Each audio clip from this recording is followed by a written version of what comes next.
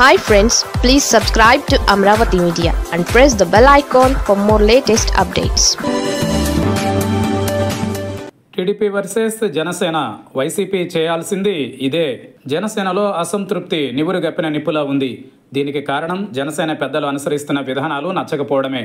పొత్తులో భాగంగా నీతి నిజాయితీ జనసేనకైనా టీడీపీకి ఉండాల్సిన అవసరం లేదా అని ఆ పార్టీ శ్రేణులు ప్రశ్నిస్తున్నాయి.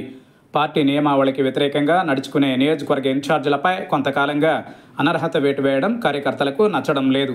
ఇదే రీతిలో టీడీపీ పెద్దలెవరూ తమ నాయకులపై వేటు వేయలేదు కదా అని జనసేన కార్యకర్తలు ప్రశ్నిస్తున్నారు.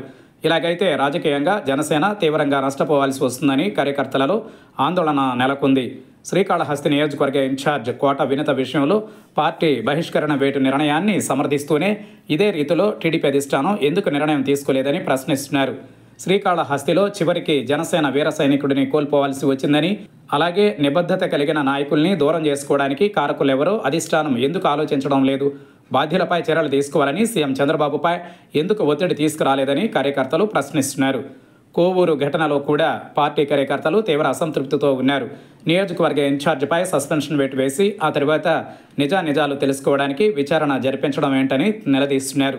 ఈ పరిణామాలను చూస్తూ వైసీపీ నాయకులు కార్యకర్తలు సంబరపడుతున్నారు. అయితే ప్రేక్షక పాత్ర వరకే పరిమితమైతే పర్వాలేదు. వైసీపీ అత్యుత్సాహానికి పోయి జనసేన నాయకుల్ని టార్గెట్ చేస్తే గతంలో మాదిరిగా వాళ్ళందరినీ కలిపిన ఘనత ఆ పార్టీకి దక్కుతుంది.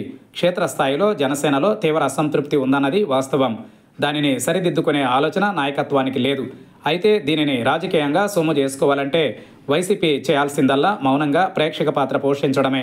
సమయం వచ్చినప్పుడు జనసేన అసంతృప్తుల్ని తెలివిగా కలుపుకెళ్లాలి. అంతే తప్ప టీడీపీ జనసేన గొడవలో దూరితే భార్యాభర్తల మధ్య జోక్యం చేసుకున్నట్టు అవుతుంది. అందుకే వైసీపీ సంయమనం పాటిస్తే కాలం అన్నింటికీ సమాధానం ఇస్తుంది.